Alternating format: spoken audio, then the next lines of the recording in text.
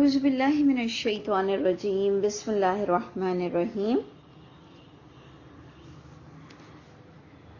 ہم نے آیت نمبر 43 تک کر لیا تھا سورہ سبا کی۔ 44 پر ہم جو بات پڑھیں گے وہ آپ نے غور کرنا ہے کہ پچھلا جو ہمارا سبق تھا کہ اللہ تعالیٰ قیامت کی جو ایک منظر کشی کر رہے تھے آیت 42 میں بھی کہ پس آج کا دن فَالْيَوْمَ لَا يَمْلِكُ، بس آج کے دن یعنی قیامت کے دن کوئی نہیں اختیار رکھے گا بعض تمہارا بعض کے لیے، نہ نفع کے لیے نہ نقصان کا، کوئی بھی اختیار نہیں رکھے گا۔ یہ ہمارا اصل بات سمجھنے کی ہے کہ ہمارے کیریکٹر پر یہ اثر انداز ہو اور ہم اپنے عمل کی طرف متوجہ ہوں کہ کوئی کسی کا بوجھ نہیں اٹھائے گا۔ اور اس کے آگے جو آیت تھی ہماری جس پر ہم نے اینڈ کیا کہ جب ان پر آیت بھی تلاوت ہوتی ہے تو یہ آیت کو سمجھنے کی، علم حاصل کرنے کی کوشش نہیں کرتے اور یہ انسان کے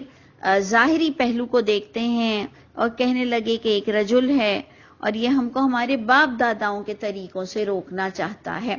یعنی اس سے کلیئر ہوئی بات کہ واقعی باپ داداؤں کی باتیں ہمارے دل میں بڑی محبت رکھتی ہیں، لیکن اللہ سے زیادہ تو کسی سے محبت جائز نہیں، جس کو ہم سب غیر اللہ کہتے ہیں کہ اگر غیر اللہ کی محبت اتنی حاوی آ جائے کہ آپ اندھے بہرے ہو جائیں، آپ انصاف کے تقاضے پورے نہ کر سکیں، تو وہی رشتے ناتے آپ کے اور میرے گلے کا پھندا بنیں گے۔ یہ بات اگر ہمیں سمجھ آ جائے نا کہ جن کی محبت میں میں اور آپ اللہ کے معاملات کو توڑتے ہیں، علم حاصل نہیں کرتے، جو ہمیں حکم ہے کہ ان الذی فرض علیک القرآن، ہم سب پر قرآن کو فرض کر دیا گیا، لیکن ایک خاص پیشوائی، ایک خاص پروفیشنل ہو گیا دین کہ وہ کچھ لوگوں کے ہاتھ میں رہے اور ان سے عام پبلک پوچھے، اور عام پبلک کے پاس یہ رائٹ نہیں کہ جی وہ اپنا فتویٰ خود اللہ کی کتاب سے لیں۔ تو انشاءاللہ اللہ نے ہم سب کو پھر اٹھایا ہے اور اللہ ہم سب کو ذلیل ہونے سے بچائے، کیونکہ جن لوگوں کو ہم اللہ کی آیتوں کے خلاف بھی جا کر اور انہیں برا نہیں سمجھتے ہیں یا اللہ کی کتاب کے مطابق عمل نہیں کرتے ہیں، یقین جانیے وہیں سے ہی ہم کو جوتے پڑیں گے۔ تو اللہ فرماتے ہیں کہ لوگوں نے بغیر تحقیق کے، بغیر تصدیق کے بس یہ کہہ دیا کہ یہ ہمارے باپ داداؤں کے طریقوں کو روکنے آیا ہے، اور نہیں ہے یہ مگر ایک افک ہے، جھوٹ ہے جو گھڑا گیا ہے، اور یہاں تک کہہ دیا کہ یہ سحر ہے اور پورا کھلم کھلا سحر ہے۔ جبکہ میں نے آپ سے کہا تھا کہ جب سحر مبین آ گیا تو وہی آیت شروع ہوئی تھی آیاتنا بینات اینڈ مبین۔ بینات اور مبین سیم ترجمہ تقریباً ہوتا ہے کہ جو ہم جب تلاوت ہوتی ہے ان پر ہماری روشن آیتیں، کھلی آیتیں، سمجھنے والی آیتیں، تو تب بھی یہ کہتے ہیں کہ جی یہ افک ہے، جھوٹ ہے۔ یعنی اس سے کلیئر کنفرم ہوا کہ ان کو توفیق نہیں تھی تصدیق کرنے کی، اور ان کے پاس اتنا وقت بھی نہیں تھا، اور ان کے بھی معاملات میں رہبانیت اور اتنے بڑے بڑے علماء درویش جو برے تھے وہ حاوی آ چکے تھے۔ اب جب ہم آگے چلتے ہیں کہ وما آتیناہم من کتب، جبکہ نہیں دیا تھا ہم نے انہیں وہ کتاب کہ جس میں انہوں نے وہ باتیں پڑھی ہوں۔ کتاب تو ملی تھی، کتاب تو ہر ایک کو ملی، ہر ایک کے پاس الہامی صحیفے موجود تھے۔ اینڈ دیکھیں کلیکشن آف پیپر مینس بک، تو کہیں نہ کہیں سے ان کے پاس ٹیکسٹ ان ٹیکسٹ تھا۔ جو آپ اس کو سمجھیں کہ واٹ از کتاب، کتاب مینس ان ٹیکسٹ، لکھا ہوا ان کے پاس موجود تھا، جس میں کوئی وحی کے اندر ان کی جھوٹی باتوں کی دلیل موجود نہیں تھی۔ جیسے کہ آج ہمارے پاس کوئی بھی اگر جھوٹی حدیث اور کوئی بھی جھوٹی روایت بیان کرتا ہے، اس کی تصدیق اس کے پاس قرآن سے نہیں ہوتی، لیکن اس نے عوام کو یہ کہہ دیا کہ وہ 6 کتابیں بھی ماننی پڑیں گی اور قرآن بھی ماننا پڑے گا اور دونوں سوا سوا ہیں۔ تو عام پبلک تو یہی جانتی ہے، اسی لیے وہ ہم کو برا سمجھتی ہے کہ تمہاری جرت کیسے ہوتی ہے ساستہ کے اوپر انگلی بھی اٹھانے کی۔ تو ہم بھی کہیں گے کہ کیا کوئی کتاب تمہیں ملی تھی جس کے اندر اللہ نے تم کو ساستہ کی انکار کا منع کیا تھا؟ ہم بھی ان کے آگے یہی بات رکھیں گے جس پر اللہ یہاں کہہ رہے ہیں وما آتیناہم من کتب، نہیں دیا تھا ہم نے کوئی ایسی کتاب جس میں انہوں نے وہ پڑھا ہو کہ جو تم بتا رہے ہو باپ داداؤں کا دین وہ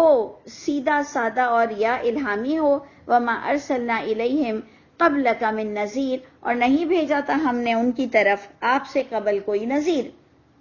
جبکہ آپ سے قبل بہت سارے نذیر آئے تھے. نذیر ہم نبی کو بھی لیں گے، اسپیسیفک نبی بھی آئے تھے، اور ہر دور میں اچھے لوگ بھی ہوتے ہیں جو انذار کا کام کرتے ہیں، اویئرنیس دیتے ہیں، کانشیسنیس دیتے ہیں. تو دونوں آیتوں میں دیکھ لیجئے کہ آ رہا ہے کہ ہم نے انہیں کوئی ایسی کتاب نہیں دی تھی جس میں وہ جھوٹ لکھا ہوا ہو، ہم اس کو اس طرح سے سمجھیں گے، جبکہ کتاب اور پیچھے صحیفے تو موجود ہیں، لیکن ان کی جھوٹی باتوں کی دلیل میں کوئی کتاب موجود نہیں ہے. اور پہلے بھی نبی انبیاء کرام آئے، لیکن اس وقت جب عرب میں نبی کریم صلی اللہ علیہ وسلم آئے تو اللہ کہتے ہیں کہ اس دور کے لوگوں پر کوئی نبی آیا نہیں تھا کہ وہ ان کو یہ دعوت دیتا کہ کتاب سے میری باتوں کو سمجھو. تب بھی انہوں نے انکار کیا، تکبر کیا، اور انہوں نے اس کو سحر سے تعبیر کیا. وَكَذَّبَ الَّذِينَ مِن قَبْلِهِمْ، اللہ فرماتے ہیں پہلے بھی اسی طرح لوگوں نے نبیوں کی عزت نہیں کی، اور نبیوں کی عزت وہی کو کان سے نہیں سنا کہ جہاں انہیں پتہ چلتا تھا کہ یہ شخص باپ داداؤں کی فلاں باتوں کو نہیں مانتا، جس کو ہم اجماع تواتر کہتے ہیں. ہمارے لیے بھی لوگ شارٹ کٹ میں کہتے ہیں کہ ہاں یہ وہی ہے نا جو اجماع تواتر کو نہیں مانتی ہے، ہاں یہ وہی ہے نا جو سات ستہ کو نہیں مانتے ہیں. تو ہم ایسے اس لحاظ سے بلیک لسٹڈ ہو جاتے ہیں. تو ادھر بھی آپ دیکھیے کہ اللہ فرما رہے ان سے پہلے بھی لوگوں نے حقیقی دین کو جھٹلایا، نبیوں کو جھٹلایا، وحی کو جھٹلایا. تو اس کے اندر جو ایک گیپ ہے وہ ہم یہ فل کریں گے کہ ان کو ان کے مال پر بہت تکبر تھا، کیونکہ اگر آپ پچھلی پورے سورہ سبا کے ابھی چند کرنٹ آیتیں دیکھیں گے تو اس میں مال کی بہت بات ہوئی ہے. آپ نے دیکھا کہ ہم نے 2-3 دن میں اس سے پہلے بھی پڑھا کہ مال اور اولاد تمہارے لیے ایسا نہیں ہے کہ جو تم کو قریب کر دے اللہ سے،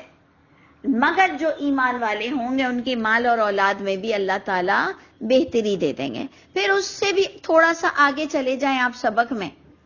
تو اس میں آ رہا ہے کہ مال اور اولاد ہی کے بارے میں کہ اے اللہ یہ جو ان کو جب کبھی بھی جو پیسے والے تھے انہوں نے پہل کی حق کو جھٹلانے میں. مال اولاد کا آپ دیکھیں گے پیچھے پورا کئی آیتیں آپ کو ملیں گی تو اللہ تعالیٰ اب پھر مال کی بات کر رہے ہیں کہ یہ اتنے اتراتے ہیں اپنے مال پر، حالانکہ جو پچھلے لوگ تھے ان کے مقابلے میں تو یہ 10ویں حصے کو بھی نہیں پہنچے ہیں. جیسے ہم بھی کسی کی بات کرتے ہیں نا، اپنے بچوں کو ہی سمجھاتے ہیں کہ تم جو اتنی سی چیزوں پر اتنا اترا رہی ہو کہ تم کسی کو خاطر میں نہیں لا رہی ہو، تم سے کئی درجے زیادہ تمہارے داداؤں کے پاس تھا، لیکن وہ بڑے ڈاؤن ٹو ارتھ تھے. ہم اس طرح سے سمجھاتے ہیں. اس آیت میں بھی یوں ہی سمجھایا گیا کہ یہ جو اہل عرب، کیونکہ اس وقت آپ غور کریں کہ وہی اتر رہی ہے، محمد صلی اللہ علیہ وسلم کی فیور میں اتر رہی ہے، لوگ محمد صلی اللہ علیہ وسلم پہ غلط باتیں اور الزامات کر رہے ہیں، اور اللہ عرب کے باشندوں کو ہی کہہ رہے ہیں جو اہل کتاب اور مشرکین مکہ تھے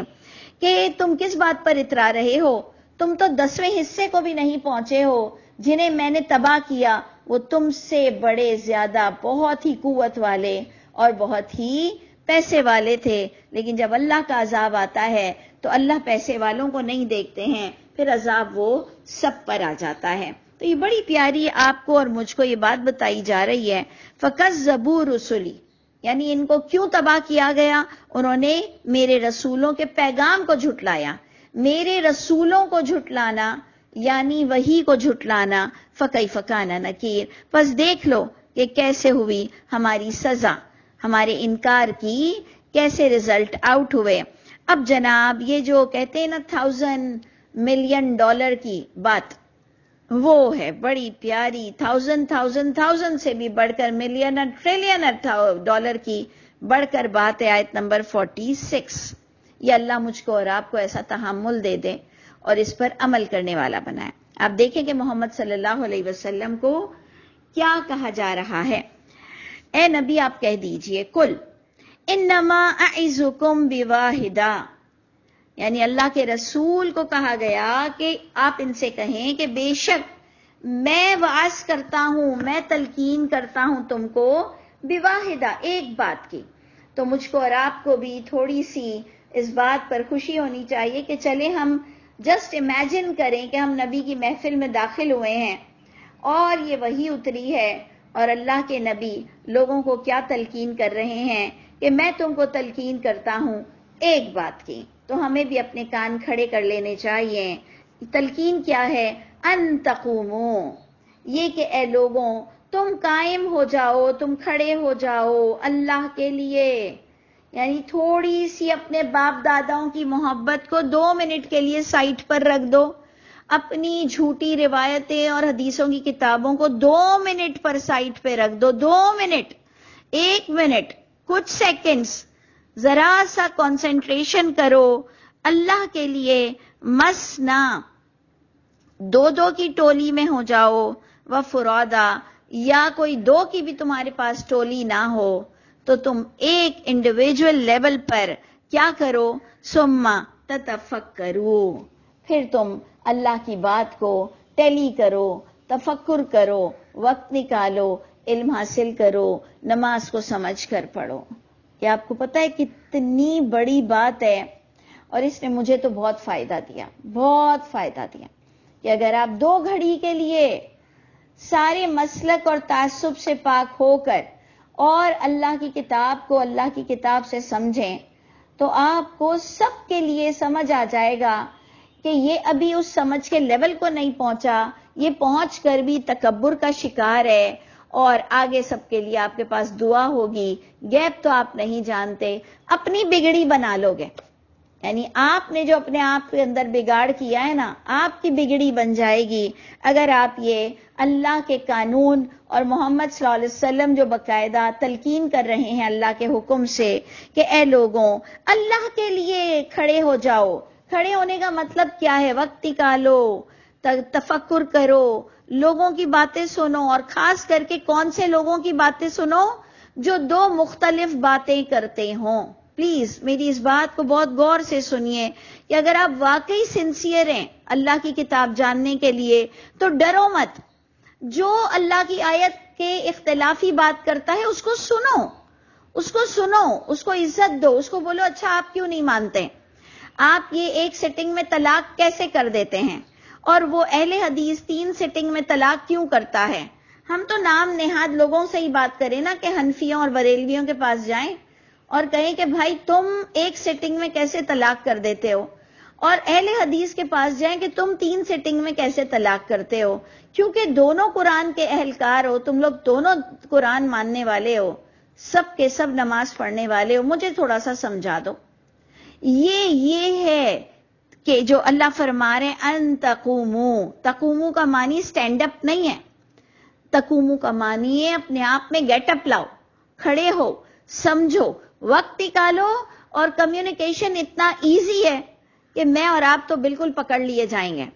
اتنا ہمارے لیے کمیونیکیشن ایزی ہے، اور اب تو گوگل نے آ کے ساری اور مشکلیں حل کر دی، تو آپ خود سوچئے کہ ہم پر کتنا بڑا الزام آئے گا اگر ہم نے تفکر نہیں کیا۔ تو اللہ کے نبی تلقین کر رہے ہیں اللہ کے حکم سے کہ تم مسنا، 2 کی ٹولی میں ہو جاؤ، فردن ہو جاؤ، انڈیویجول لیول پر، پھر بات پر غور و فکر کرو، ما بصاحبکم من جنہ، تمہارے صاحب کو، تمہارے نبی کو کوئی دیوانگی نہیں ہے، کوئی دیوانگی نہیں ہے، وہ کوئی بات غلط نہیں کر رہے ہیں، خدا کے لیے تحمل سے کام لو۔ ہم ادھر لیں گے کہ کسی کو اگر کوئی دیوانگی نہیں ہے تو میں تو تفکر کروں، پھر میں خود ہی اپنے آپ میں دیکھوں گی کہ یہ صحاستہ سے آپ کو دلیل دیتا ہے اور کوئی آپ کو قرآن سے قرآن کی دلیل دیتا ہے، آپ نے تو اللہ کی طرف جھکنا ہے، موسیٰ علیہ السلام کے جادوگر کی طرح، چاہے آپ کے سامنے کتنے فرعون کھڑے ہوں،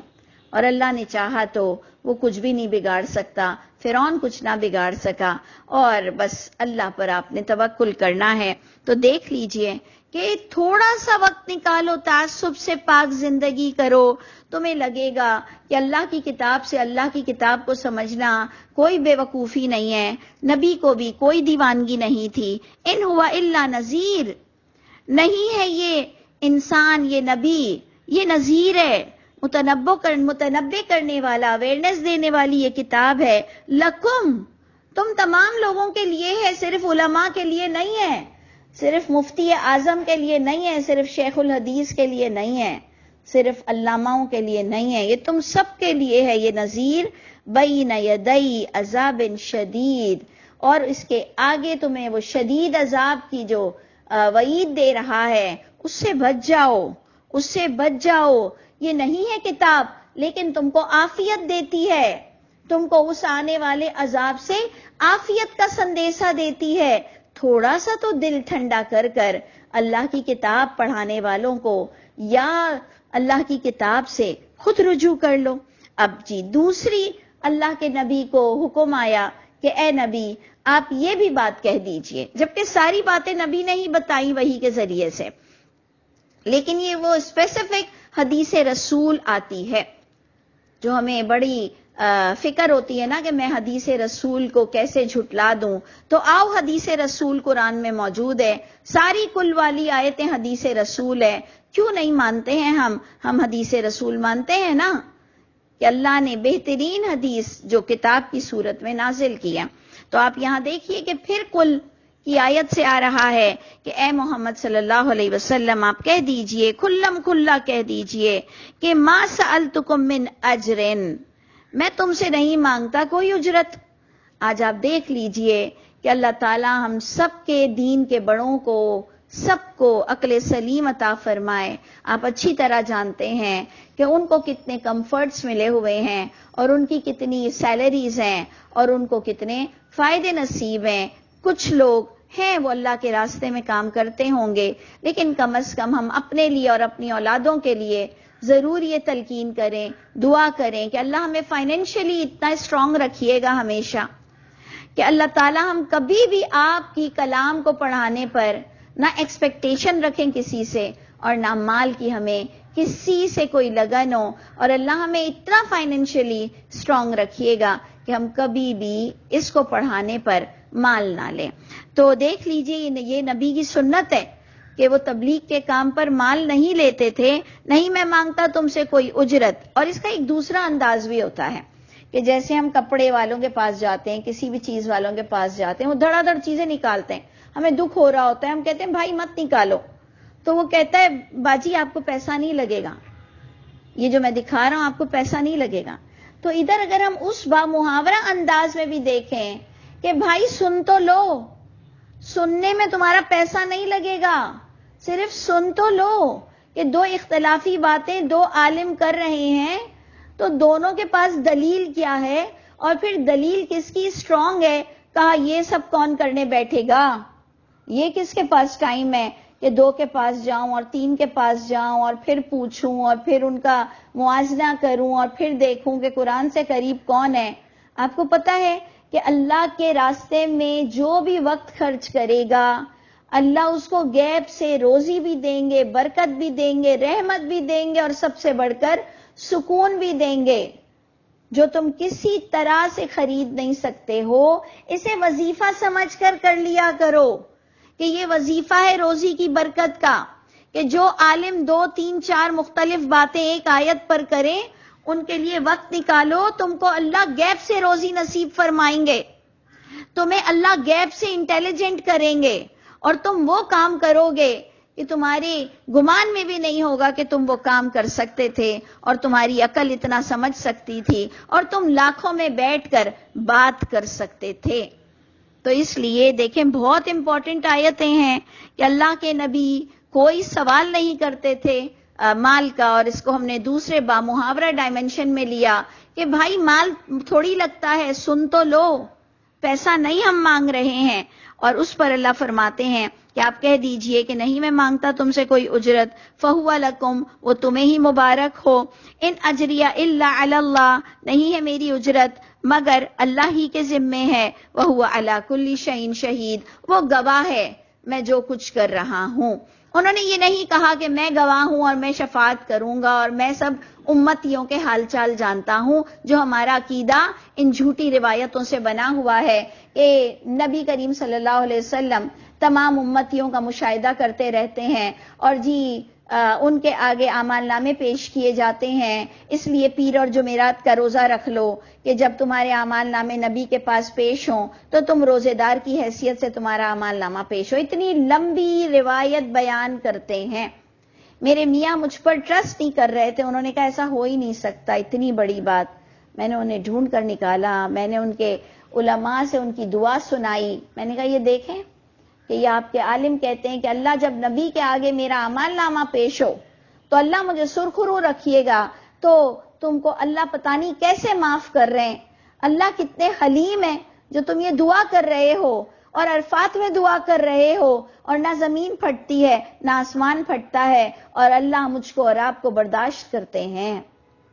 ہم جگہ جگہ جاتے ہیں کہ چلو بھائی چلو اس کی دعا پیاری لگ رہی ہے، تو کوئی نہ کوئی شرکیہ بات شروع کر دیتے ہیں وہ دعاؤں کے درمیان۔ اچھی خاصی ہم تعریف نعتیں چل رہی ہوتی ہیں، ہمیں بھی اچھا لگ رہا ہوتا ہے، ایک دم سے واسطے وسیلے شروع کر دیتے ہیں کہ ہم اپنے کانوں پہ ہاتھ لگا کر وہاں سے چیک آؤٹ ہو جاتے ہیں۔ کیوں کرتے ہو؟ کیوں ستاتے ہو؟ جب ایک تھوڑا سا ایمان لانے والے ہم جیسے لوگ ان کے کان گرم ہو جاتے ہیں کہ وہ آگے مزید سن نہیں سکتے ہیں، تو صرف سوچو کہ اللہ کے غصے کی انٹینسٹی کیا ہوتی ہوگی۔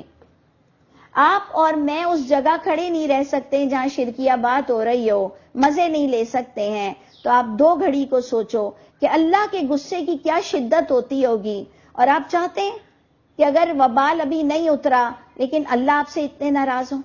آپ اور میں چاہتے ہیں؟ ہم تو بلکہ چاہتے ہیں کہ اللہ ہم کسی لیول پر آپ کو ناراض نہ کرتے ہوں، ایسے بد نصیب ہم نہ ہوں کہ ہم آپ کو ناراض کریں اور ہم پھلے پھولیں۔ اللہ ہمیں آپ کو خوش رکھنے والا، اور اللہ ہمیں ایک ایک چیز آپ کی رضا کے مطابق کرنے والا بنا دیجئے۔ اللہ آپ کی پسند کو ہماری پسند بنا دیجئے۔ اللہ آپ جس چیز سے کراہت کرتے ہیں ہمارے اندر بھی اس کے لیے کراہت آ جائے۔ اللہ سلیمی قلب تو آپ نے دیا، ہم نے اسے میلا کر دیا ہے۔ پروردگار ہم دعا کر رہے ہیں، پہلے کبھی ہم نے یہ دعائیں بھی نہیں کی اپنی جوانی میں،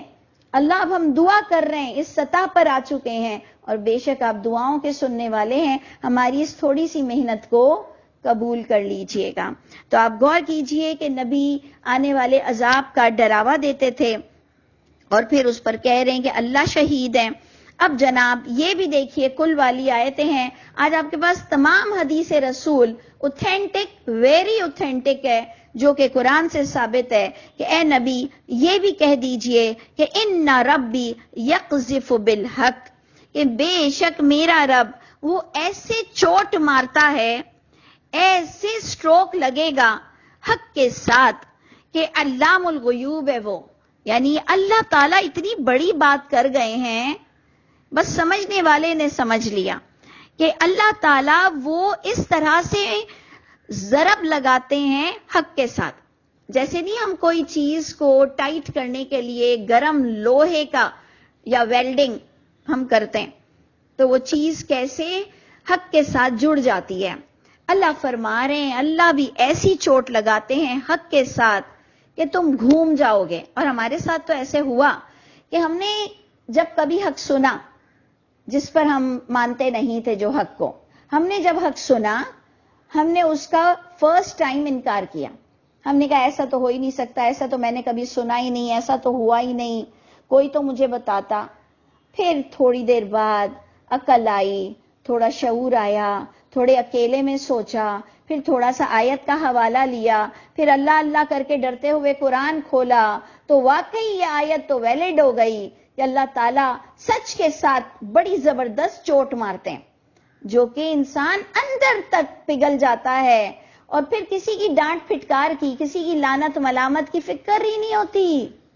کچھ بھی فکر نہیں ہوتی، ایسا ہوتا ہے بس اب وہی ہوگا جو اللہ کی کتاب میں لکھا ہے، اور انشاءاللہ کوئی کی طاقت نہیں جو ہم کو اپنے موقف سے ہٹا سکے۔ اللہ ہمیں عافیت نصیب فرمائیے گا۔ تو اللہ فرماتے ہیں اللہ حق کے ساتھ چوٹ لگاتے ہیں، وہی علام الغیوب ہے کہ تمہارا ٹیمپرامنٹ کیا ہے، تم کیا چاہتے ہو، تم چھپنا چاہتے ہو اللہ تمہیں لوگوں سے چھپا دیں گے، تم بولنا چاہتے ہو اللہ تمہاری زبان سے بلوا دیں گے، تم کرنا چاہتے ہو اللہ تمہیں کھڑا کر دیں گے۔ It's all depend on you, اللہ عالم الغیب ہیں، اللہ حق کے ساتھ چوٹ لگاتے ہیں، اور آپ کہہ دیجئے اے محمد صلی اللہ علیہ وسلم، جاء الحق، حق آ چکا ہے، وما یبدئ الباطل، نہ ہی ابتدا میں باطل نے کچھ کر سکا اور نہ ہی وہ آئندہ کچھ کر سکے گا۔ یہ بہت بڑی خوشخبری ہے میرے اور آپ کے لیے۔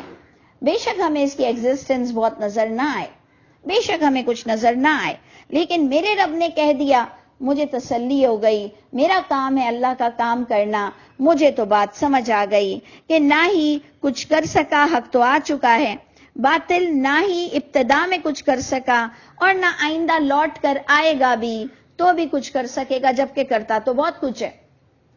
باطل تو بہت کچھ کرتا ہے، باطل تو اتنا گندا جھاگ اوپر لے آتا ہے حق کے کہ کئی لوگ اس حق کے پاس سے اسے گندا سمجھ کے نکل جاتے ہیں، کیونکہ حق کے اوپر باطل کا جھاگ اکارڈنگ ٹو سورہ رعد اتنا حق پر اوپر گندا جھاگ، میلا جھاگ، جھوٹی روایتیں، ان کے اجماع تواتر، ان کے مطلوع غیر مطلوع، ان کی کتابیں، ان کے اپنے مسلک اتنے چھا جاتے ہیں حق کے اوپر کہ لوگ بیچارے حق کو جاننے کی کوشش بھی نہیں کرتے، نکالنے کی بھی کوشش نہیں کرتے۔ لیکن جو بڑا ہی سمجھدار ہے نا، وہ سوچتا ہے کہ یہ جھاگ کب سوکھے، میں نے تو یہیں پر ہی تکیہ لگا کے بیٹھ جانا ہے،